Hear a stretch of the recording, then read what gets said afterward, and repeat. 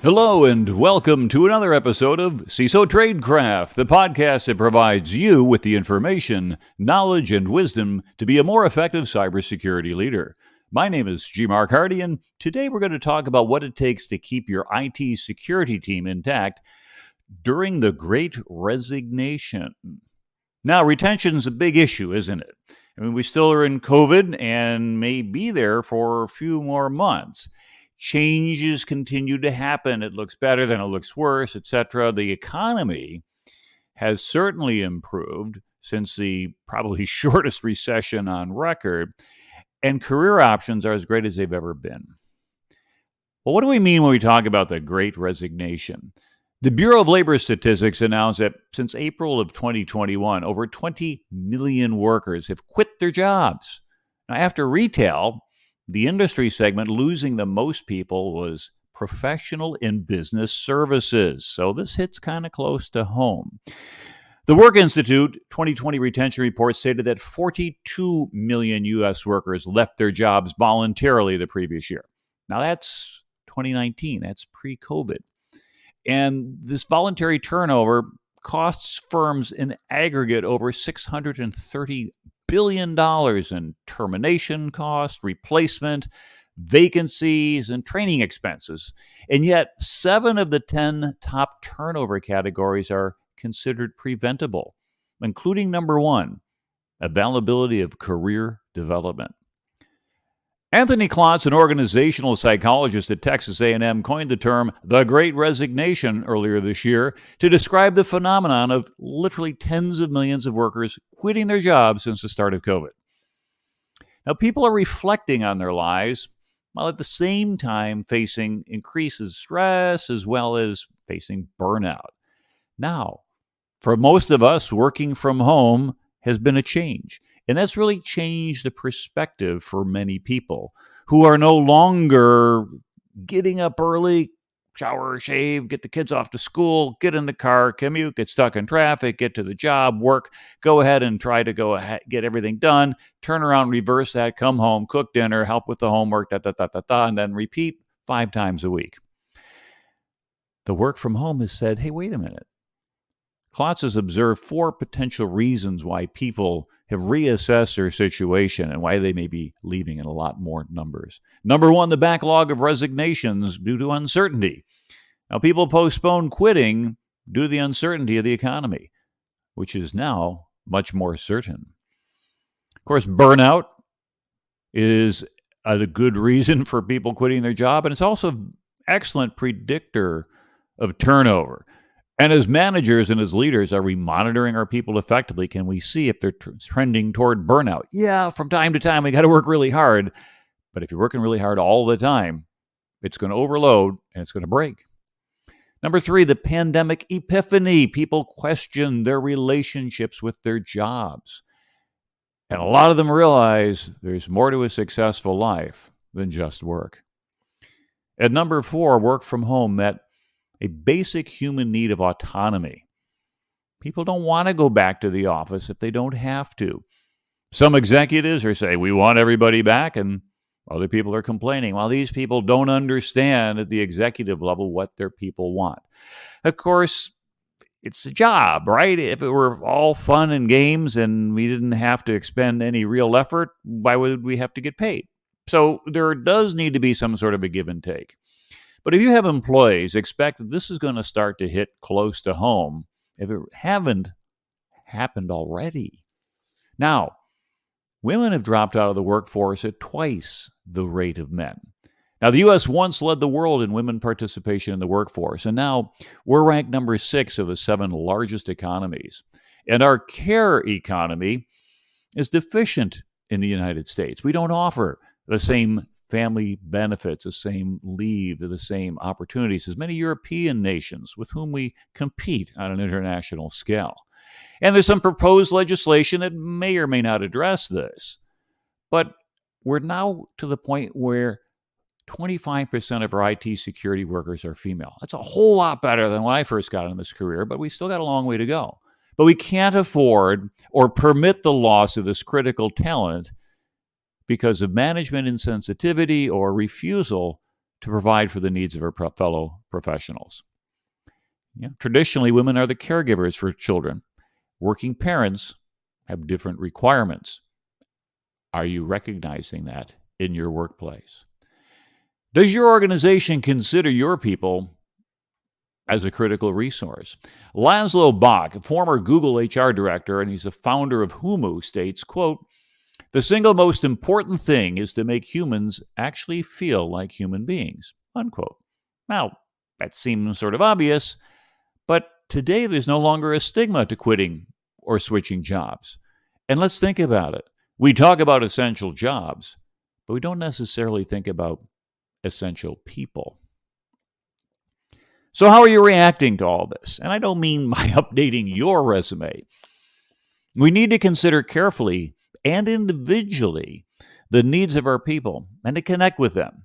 Now, it's difficult to connect with everybody if you have more than, let's say, 30 or so people. So you'll need to ensure that your direct reports, who are managers, make that connection as well. I found a great blog on Trello.com by Lidja Durkovic entitled "Navigating the Great Resignation: How to Retain Employees When No One Else Can." Now, I'm going to borrow some of her ideas, so I want to make sure I provide adequate attribution. Now, many employees are asking themselves, why would I stay at a job where I'm unhappy when I know there's something better somewhere else? Now, maybe it's the free money that came from stimulus checks that gave some people a little breathing room in the rat race, or being underutilized in the first few weeks of the work-from-home pandemic, or even a bout with COVID, or a loved one who had COVID that provided a wake-up call. People are looking. Your people are looking. And as a leader, you have to do something about it, or you likely will lose your best people in the next several months. Now, this is a different dynamic.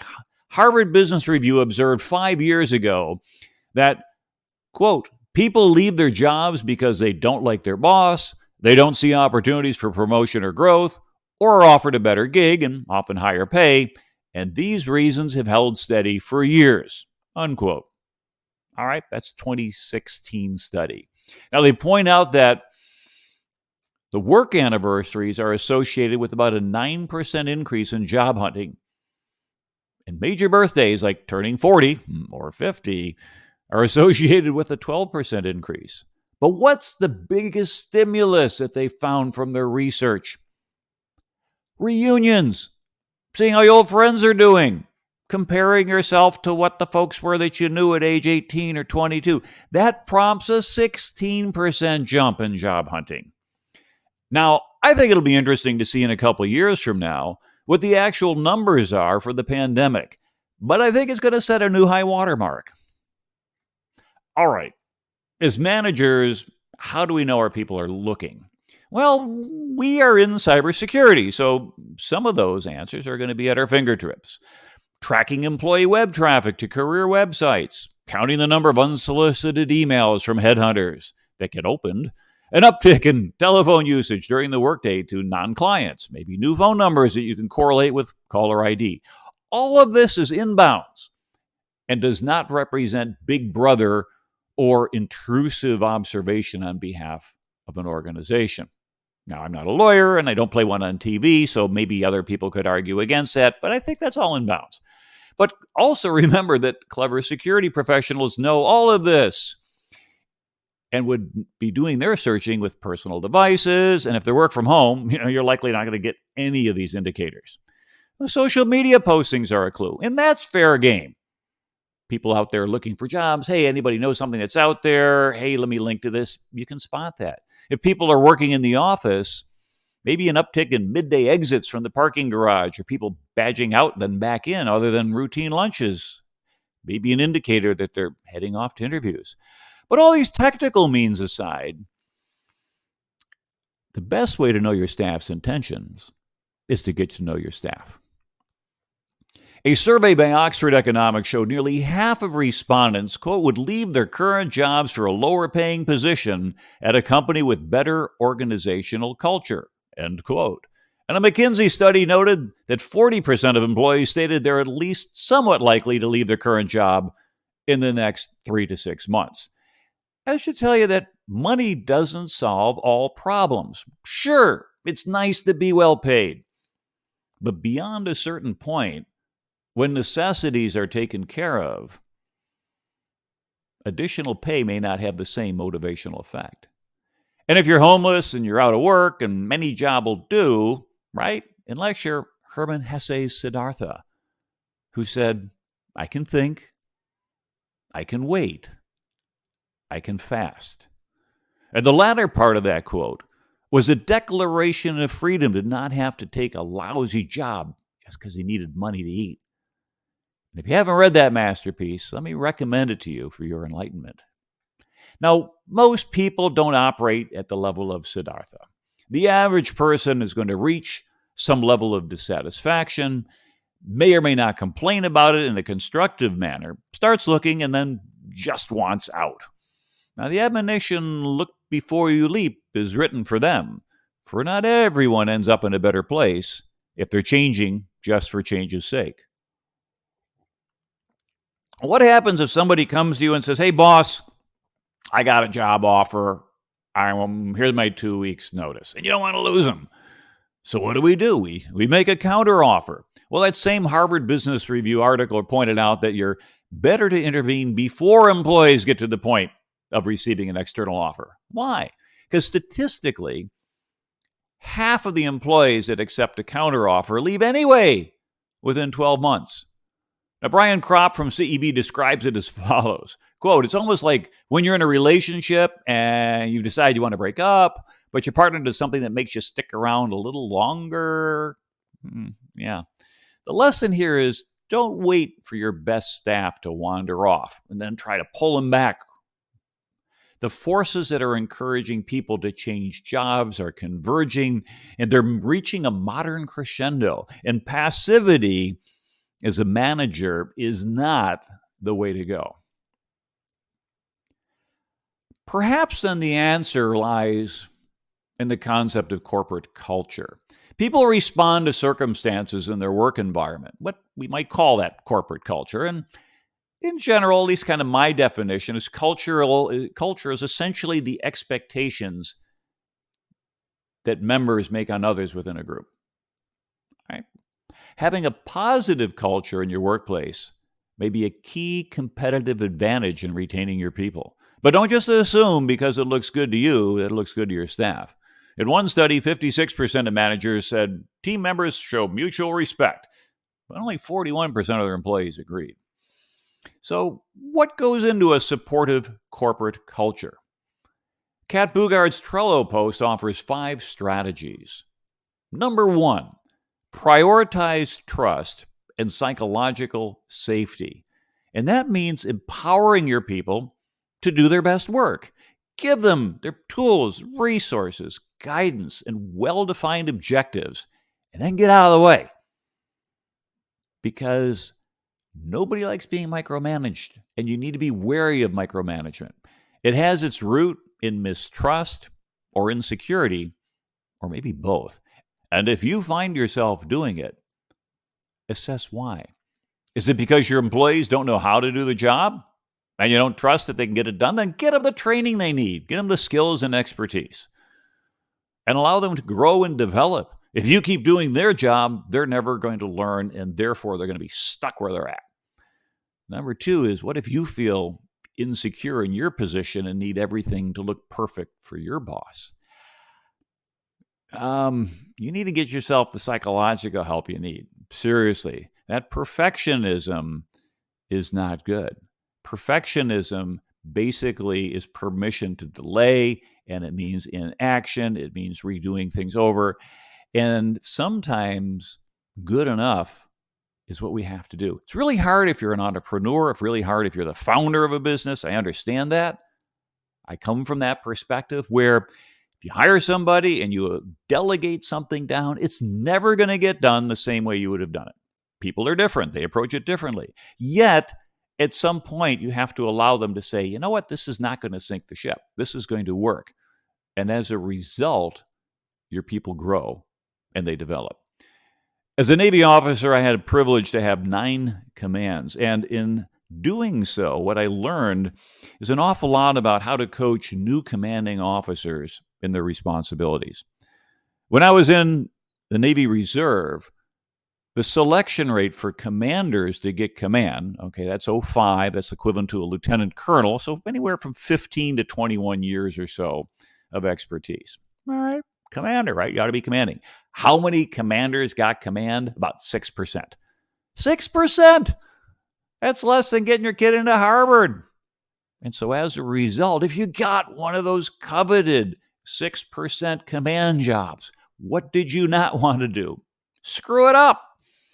And as a result, some of these new commanding officers took to micromanagement. Hey, let me see that muster report. I want to review it before it goes in. Let me take a look at that report. Let me see this. And they got involved in everything. And so what happens then is they stray way beyond that 1 weekend a month, which is kind of what you're getting paid for, but in command, you always know you're going to do extra.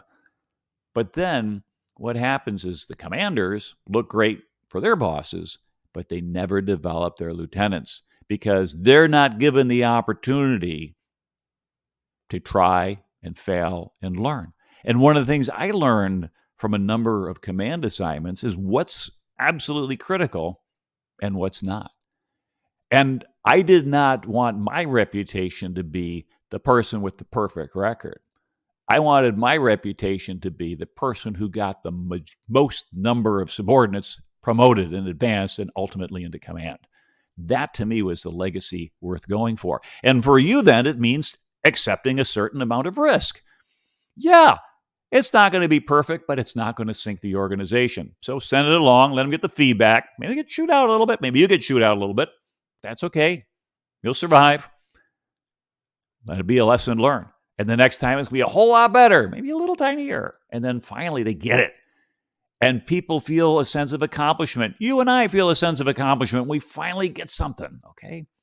So the best way to show trust is to offer flexibility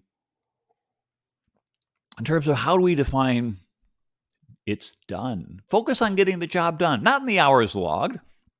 One of the things we're finding over the years prior to COVID is that there's an expectation that you're there long hours. When I worked at Ernst & Young up in Manhattan, the partner would come by about 8 o'clock in the evening and grab the senior managers and we go out for dinner. You were expected to be there by, at 8 in the evening, but you're also there by 8 in the morning, all right? So just like the Navy, 12-hour days, half days, right? No big deal.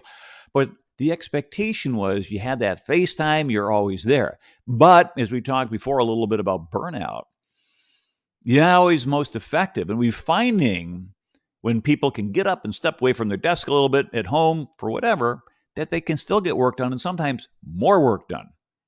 And as a result, you want to look at the effectiveness of your people in this latest work environment. And if it has improved, then maybe we don't need to go back to the old time clock mentality, but simply focus on, have we accomplished the mission? Have we gotten what we need to do?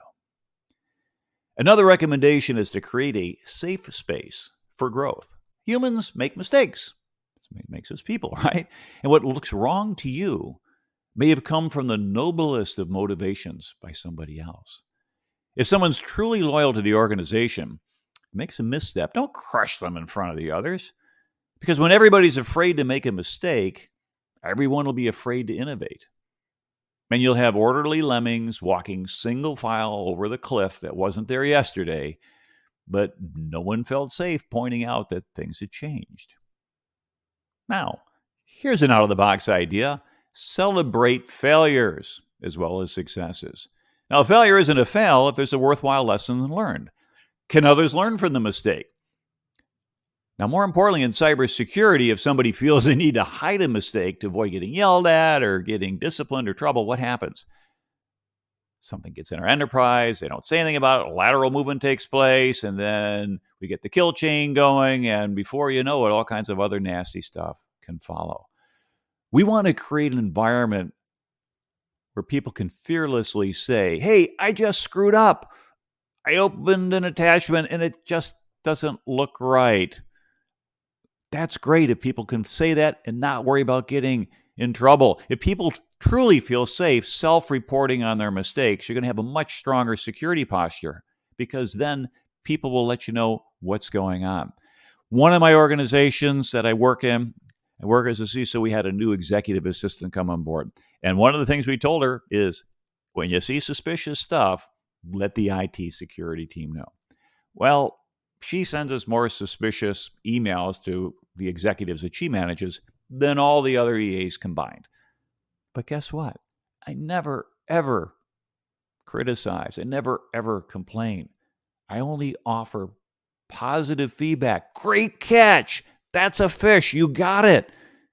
And this is what you noticed, right? You see, what you do is use those experiences, because if people feel they're going to get, what do you mean that you can't tell the difference between a real one?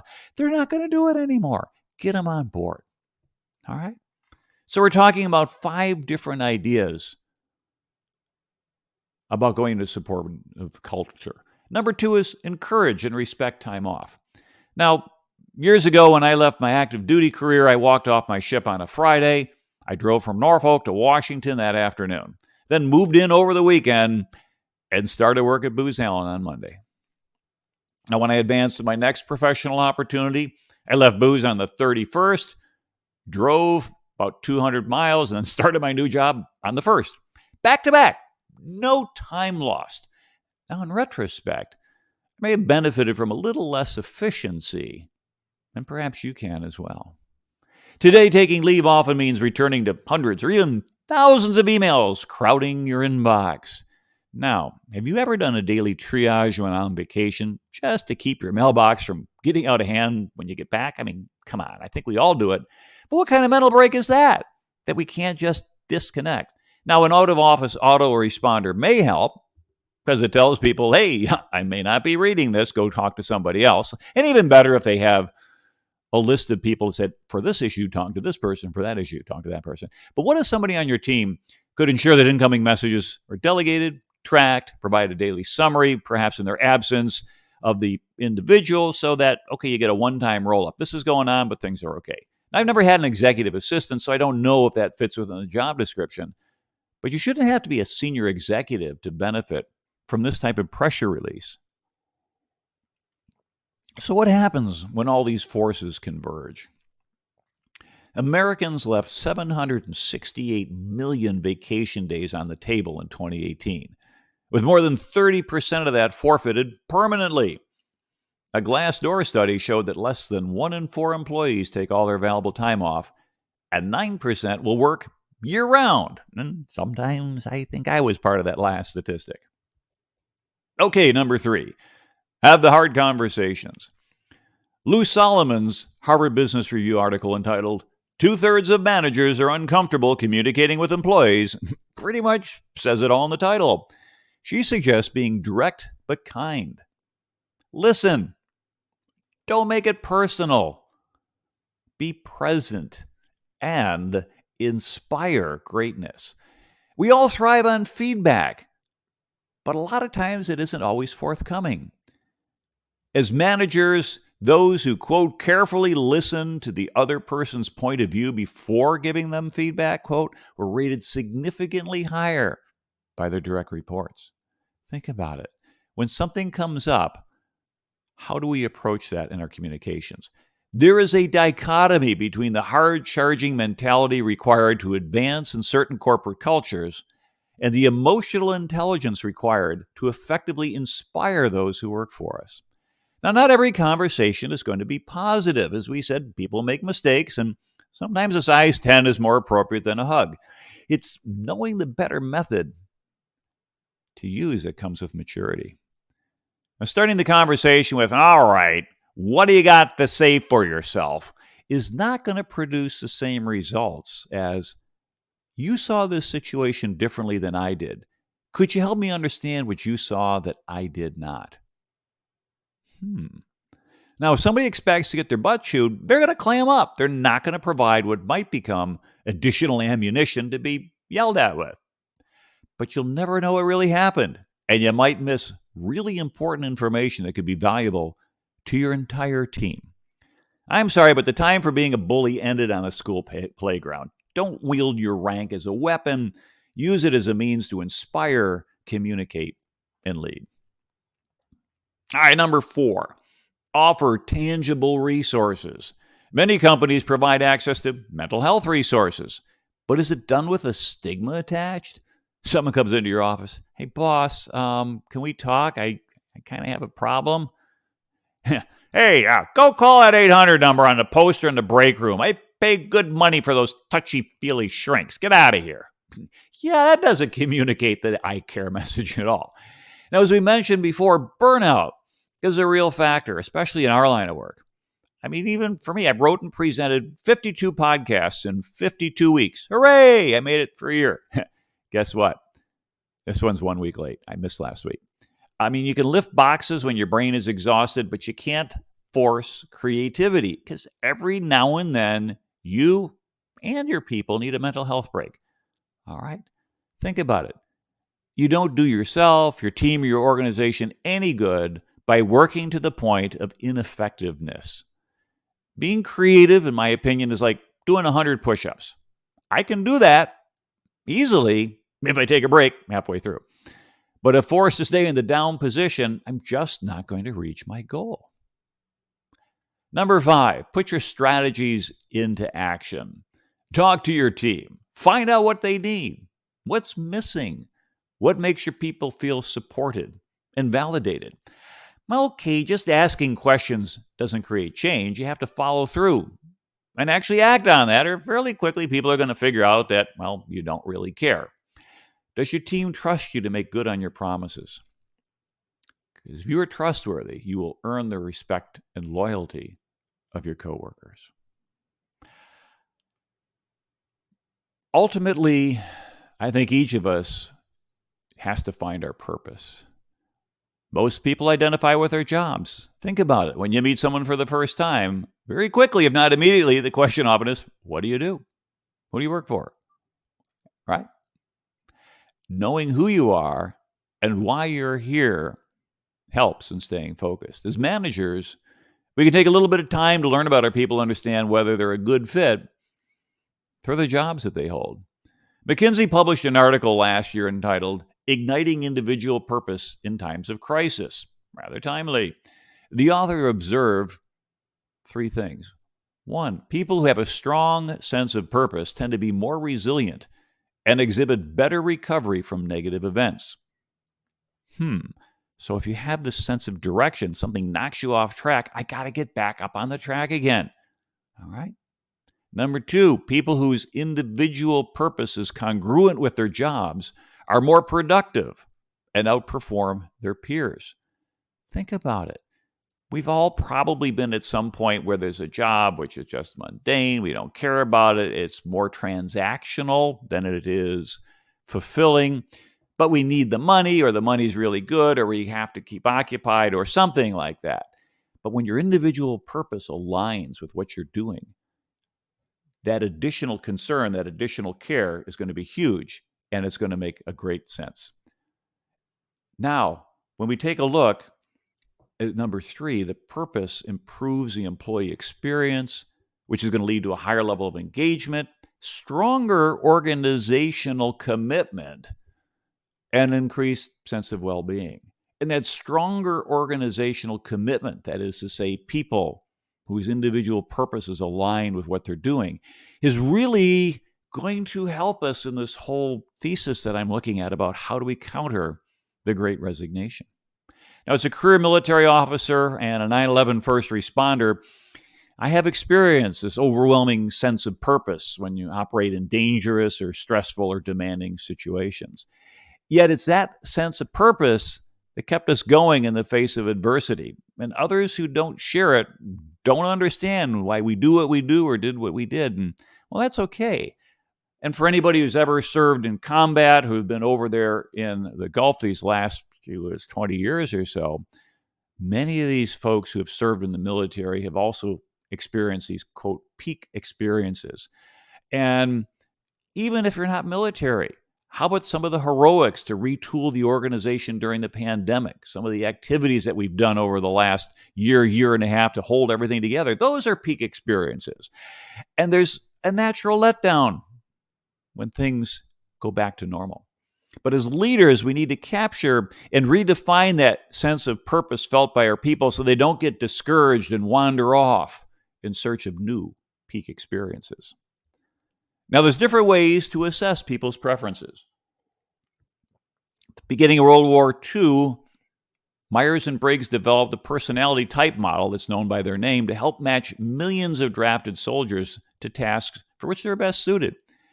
Unless we think that that's a 1940s concoction, well, it kind of was, but 89 Fortune 100 companies still use it today.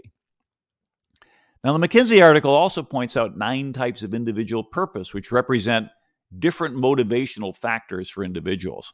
I'm only going to mention a few in the interest of time, but those are motivated by achievement, want to be the most influential person in the group, and want to have high status and power.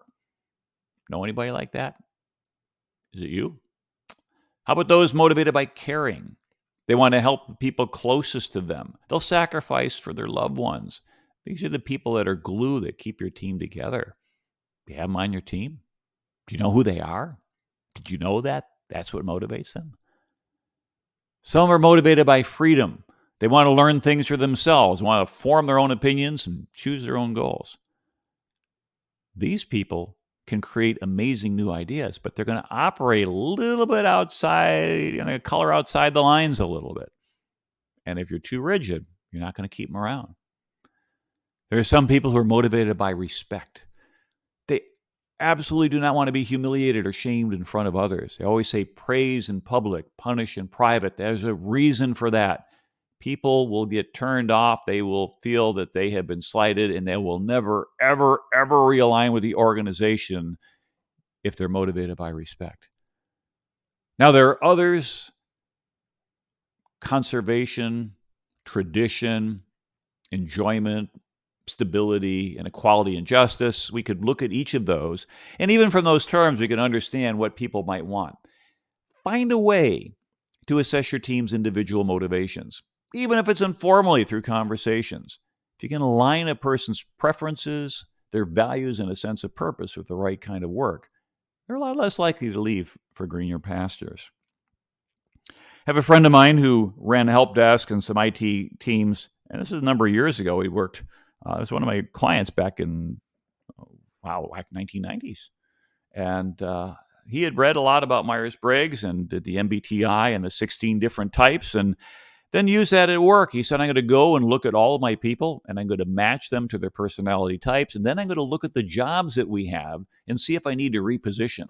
And people who tended to be introverted, who were in user-facing, customer-facing roles and interactive, found out that, hey, we also have things that people need to be work where they're not back and forth. Other folks wanted to go ahead and be creative, but they were in routine jobs, and vice versa. By realigning the same people into the same jobs that he had, really didn't get any extra budget. Morale went up, retention went up to 100%. It worked great.